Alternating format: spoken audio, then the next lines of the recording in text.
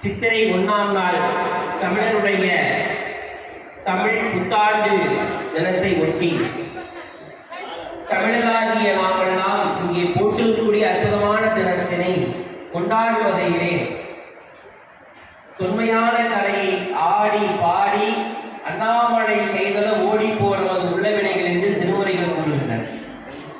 அதுபோல இங்கே தன்னுடைய உடம்பை வைத்து இறைவன் கொடுத்த இந்த உடம்பை ஆடி பாடி இங்கே இருக்கக்கூடிய அன்னைக்கு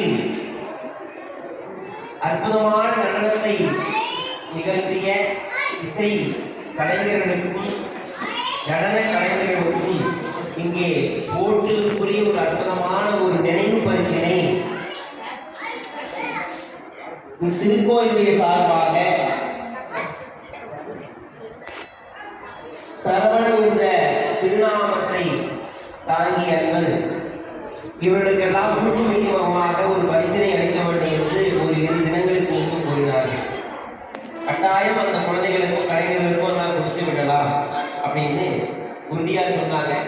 ஏன்னா ஒவ்வொருத்தரையும் கலைஞர்களை எல்லாம் ஊக்குவிக்கணுங்கிறது ஒரு பெரிய ஒரு சிந்தனை. காசு எவ்வளவுதான் கொடுத்தாலும் ஒன்று பொருள் எவ்வளவுதான் கொடுத்தாலும் இந்த உலகத்துல கலைஞர்கள் அப்படின்னா அவங்களுக்கு ஒரு பரிசும் பாராட்டும் ஒரு பொன்னாடையும் அவங்களுக்கு சிறப்பி வாழ்த்துவதும் தான் அவங்களுக்கு மிகப்பெரிய ஒரு சிறப்பு. அது எந்த ஒரு கலைஞனாக எந்த ஒரு செயல் இருந்தாலும் சரி, பணம் அவங்களுக்கு ஒரு பொருட்டாக இருக்காது. அந்த கலைக்கு அவர்களாக உணர்ந்து அது இந்த சிறு வயதுல இந்த அளவுல இவங்க இந்த கலைக்கு வந்திருக்காங்க அப்படின்னா ஒரு மிகப்பெரிய ஒரு சந்தோஷமான விஷயம். அது பாரம்பரியம் இல்லாமல் அப்பா அம்மா பிடிச்சிருக்கோ பிடிக்கலையே அதில் தெரியல, அப்பா அம்மாவுக்கு பிடிச்சி கூட நீ இந்த கலைக்கு போகணும், நம்ம பாரம்பரியத்தை விடக்கூடாதுன்னு சொல்லி கூட நிறைய குழந்தைகள் அனுப்பியிருக்கலாம். அப்புறம் ஒரு சில குழந்தைக்கு ஆர்வத்தோடு வந்து கொடுக்கலாம். ஒவ்வொருத்தருக்கும் ஒரு சூழ்நிலை. அந்த சூழ்நிலை எல்லாரும் கலைஞர் ஆர்வமானு கேட்டால் வாய்ப்பு இல்லை. கோடி பேர் இருக்காங்க. ஆனால் கலைஞர்கள் அப்படின்னு ஒரு சில பேருக்கு மேலே மட்டும்தான் இருக்க முடியும்.